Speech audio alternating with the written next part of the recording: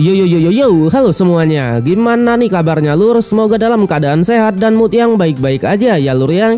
Jadi kali ini Mimin bakalan ngelanjutin Donghua series yaitu Soul Land 2 The Unrevealed Tangsek. Dan buat teman-teman yang mungkin baru gabung, Mimin saranin untuk nonton bagian sebelumnya dulu. Linknya ada di deskripsi. Sebelum kita lanjut, bolehlah ya untuk di-subscribe tipis-tipis agar kalian tidak ketinggalan video-video berikutnya. Oke, nggak usah berlama-lama lagi, siapkan kopi, luruskan kaki. Hormati gurumu, sayangi temanmu, cintai pacarmu, itulah tandanya kita masuk ke intro. Let's go!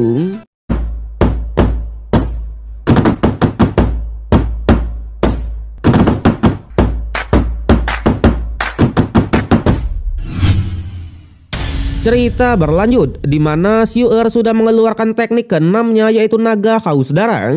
Yang tanpa diduga dengan bantuan tombaknya juga, Xiu'er bisa melawan 3 monster roh kelahiran sekaligus. Sontak Wang Dong lah yang kali ini dibuat kaget. Apalagi tombak naga emas milik Xiu'er ini ternyata juga terbuat dari tulang rusuk ke-49 naga emas. Tentunya Wang Dong pribadi juga sangatlah penasaran sebenarnya apa latar belakang dari temannya itu. Yang pada akhirnya menyadari kalau para monster ini sebenarnya adalah jiwa-jiwa yang tidak berdosa. Xiu'er pun berniat melepaskannya dari para master roh yang jahat ini dan akan memurnikannya menjadi monster roh lagi. Tapi di sana Yu Hao yang melihatnya, ialah yang langsung turun tangan dan mengatakan untuk masalah membebaskan para monster roh serahkan saja pada dirinya. Bahkan dengan warisan pedang dan teknik dari Dewa Necromancer-nya, ia pun bisa dengan mudah memurnikan lagi semua monster tersebut. Sontak para master roh jahat yang melihatnya benar-benar sangatlah kaget dan menanyakan sebenarnya siapa Yu Hao ini. Alhasil karena keadaan sudah tidak memungkinkan lagi, para master roh jahat ini pun langsung bergegas melarikan diri. Awalnya Xiu'er dan Wang Dong tak mau melepaskannya dan mencoba mengejarnya. Tapi di sana Yu Hao lah yang menahannya dan mengatakan kalau hutan pertarungan bintang juga sangat bahaya. Jadi mereka jangan bertindak gegabah dan tak usah dikejar lagi. Yang pada akhirnya untuk monster beruang laki-laki pun terlepas juga dari jeratan para master roh jahat. Sontak beruang betinanya yang melihatnya juga langsung menghampirinya dan mereka pun membucin tipis-tipis. Terlebih lagi senior yang mulai yang membawa anak-anaknya. Tapi sayang bucinnya mereka itu tidaklah bertahan lama karena terlihat beruang laki-laki yang sudah terluka parah. Ia pun malah harus menghembuskan napas terakhir. Jelas senior yang melihatnya awalnya sangatlah kesal dengan para master roh jahat. Namun di sana Xiu'er pun bilang kalau mereka juga memburu para master roh. Jadi mereka ini sebenarnya juga sama saja. Sampai wakil Chayla yang muncul dan mengatakan kalau era baru di mana para master roh dan binatang roh akan berdamai pasti akan tiba dan akan menjadi sebuah sejarah baru di benua dulu. Tentunya untuk hal ini akan ia serahkan kepada Yu Hao. Di sanalah Yu Hao pun akhirnya menunjukkan bocil esnya kepada Xiu'er dan senior Yang Mu, di mana ini adalah gadis salju sang penguasa kutub utara. Jelas Yu Hao pun langsung mengatakan kalau bocillah adalah harapannya untuk membuat master roh dan binatang roh bisa bersama-sama. Sejadi dengan kemampuan yang ditinggalkan oleh Dewa Necromancer, sekarang Yu Hao sudah bisa membuat sebuah kontrak antara ia dan para monster roh untuk diubah menjadi roh jiwa seperti bocil ini. Tentunya hal ini tak hanya dapat menambah cincin untuk master roh, melainkan monster rohnya juga bisa memperpanjang hidup mereka. Yang ternyata perjalanan mereka ke hutan pertarungan bintang ini juga untuk mencoba kontrak tersebut kepada monster roh yang memang cocok untuk Yu Hao. Yang pada akhirnya wakil Chayla yang langsung mengajak mereka untuk bergerak lagi mencari monster-monsternya. Tapi di sana melihat beruang betina yang juga terluka, mereka pun memutuskan untuk menyembuhkannya dulu dan membiarkannya untuk pergi. Setelah itu barulah mereka pun melanjutkan lagi pencariannya. Sampai singkat cerita dijelaskan mereka sudah sangat dekat dengan area inti dari hutannya. Di mana di saat itu jugalah mereka pun merasakan adanya pertarungan antar monster roh. Yang ternyata setelah didekati itu adalah monster Ying Ying yang berusia 10.000 tahun yang sedang bertarung melawan 3 kera serigala. Sejadi monster Yin Ying itu adalah monster atribut mental, di mana dirumorkan monsternya juga sudah hampir punah. Terbukti namanya hanya tercatat di dalam kitab kuno saja. Tapi di sana karena 3 keranya juga sudah bermutasi dengan skill kegelapan, takutnya monster Yin Ying ini tak akan bisa bertahan lagi. Apalagi mereka juga langsung mengeluarkan teknik rantainya. Namun ternyata meskipun monster Yin Ying ini hanyalah monster di tingkat 3, tapi ia memiliki skill roh bawaan yang sangatlah OP, yaitu bisa mengcopy kekuatan musuh. Terbukti di pertarungan monster Yin Ying langsung mengcopy teknik rantai dari serigalanya tadi. Jadi monster Yin Ying ini memang bisa mengcopy teknik lawannya hanya dengan melihatnya saja. Alhasil di pertarungan meskipun melawan 3 kera serigala sekaligus, monster Yin Ying bisa memberikan perlawanan sengit. Sontak Yu Hao yang melihat tekniknya yang sangatlah bagus, ia pun benar-benar tertarik. Apalagi teknik mengcopy ini pasti bisa mengejutkan lawan-lawannya. Tapi di sana karena monster Yin Ying-nya sudah terluka parah dan sudah tak bisa bertahan lagi, Xiu Er pun benar-benar sangatlah marah dan memutuskan untuk melawan 3 serigala itu. Sedangkan untuk wakil Chai, karena monster Yin Ying ini beratribut mental dan sangatlah cocok dengan Yu Hao, jadi ia pun menyuruh Yu Hao lah untuk segera menghampirinya dan mengajaknya bernegosiasi. Dimana daripada dieksekusi, lebih baik mereka menandatangani kontrak saja agar sama-sama mendapatkan keuntungan. Sementara untuk Xiu Er tadi, ia pun langsung menggunakan tombaknya untuk melawan serigalanya. Yang ternyata serigala ini juga memiliki teknik teleportasi dan mencoba untuk melarikan diri. Sayangnya Xiu Er yang memang sudah marah besar, ia tak mau melepaskannya dan terus-terusan menggempurnya. Sampai pada akhirnya setelah sedikit pemanasan manja, Xiu Er pun mengeluarkan teknik ketiganya yang disebut sebagai kepala naga emas.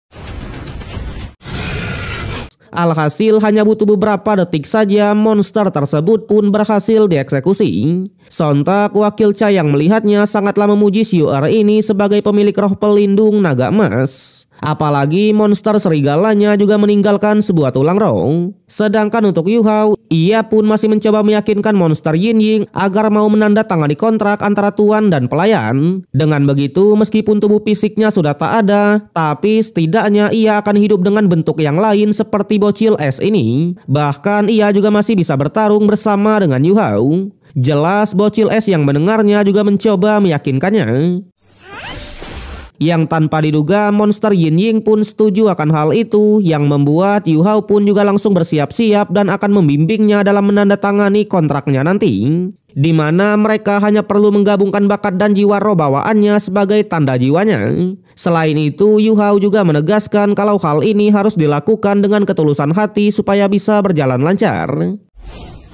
Yang pada akhirnya dengan warisan pedang dan kemampuan dari Dewa Necromancer, Yu Hao pun langsung memulai kontrak tanda tangannya.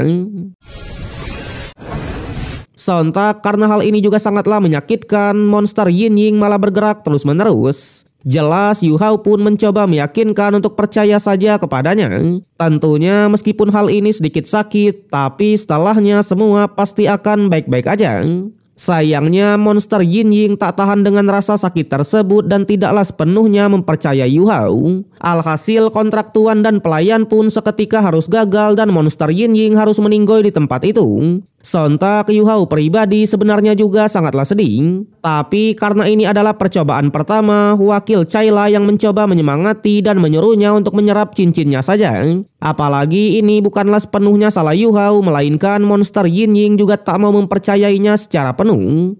Yang pada akhirnya tanpa basa-basi lagi, Yu Hao pun langsung menyerap cincin tersebut. Sedangkan untuk Xiu Er, ia pun juga langsung mengabarkan soal tulang roh yang ia dapatkan tadi. Tapi jelas karena Doi lah yang mengalahkannya, jadi wakil Chai pun tetap memberikannya kepada Xiu Er. Sampai singkat cerita, Yu Hao pun sudah selesai dalam menyerap cincin kelimanya yang ia pasangkan di roh pelindung utamanya, yaitu mata spiritual. Yang pada akhirnya karena semuanya sudah selesai, jadi mereka pun juga bergegas kembali ke akademi. Tentunya di akademi, meskipun mereka tak berhasil menangkap Master Roh Jahat, setidaknya mereka sudah mendapatkan cincinnya masing-masing. Jelas senior Yang Mu sendiri juga sangatlah berterima kasih.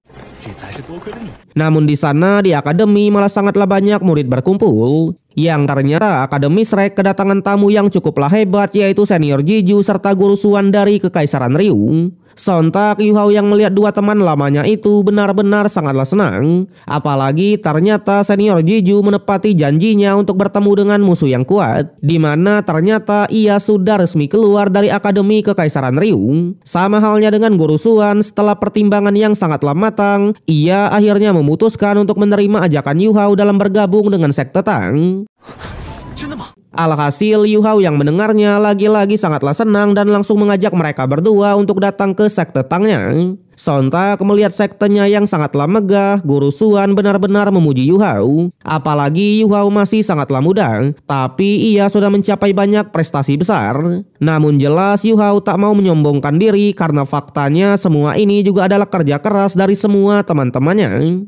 Kemudian Yu Hao pun juga mengenalkan senior BB kepada senior Jeju sebagai kakak pertamanya sekaligus Master Roh dengan kultivasi tertinggi di sektenya. Alhasil karena tujuannya adalah menantang orang yang kuat, jadi senior Jeju pun juga dengan sopan langsung menantang senior BB untuk berduel.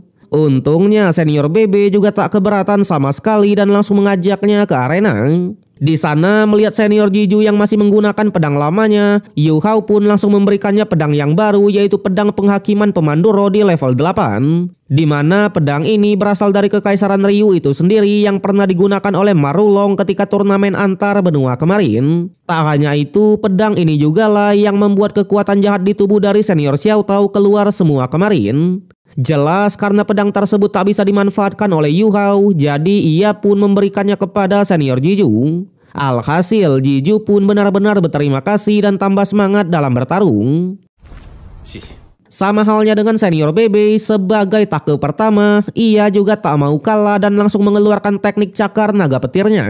Yang pada akhirnya pertarungan sengit di antara mereka pun tak bisa dielakkan lagi.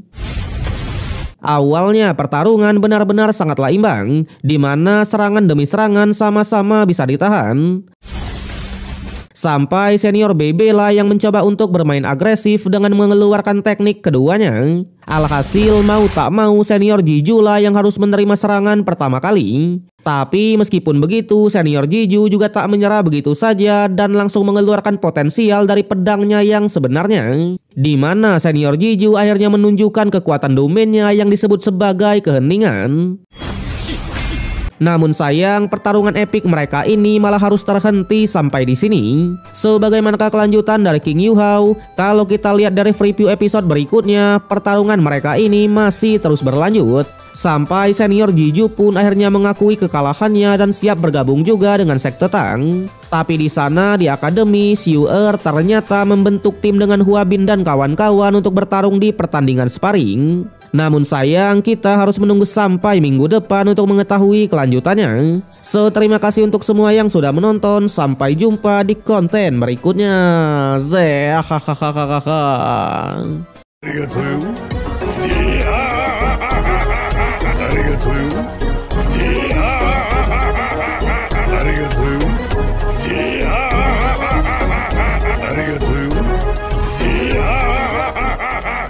Arigatou.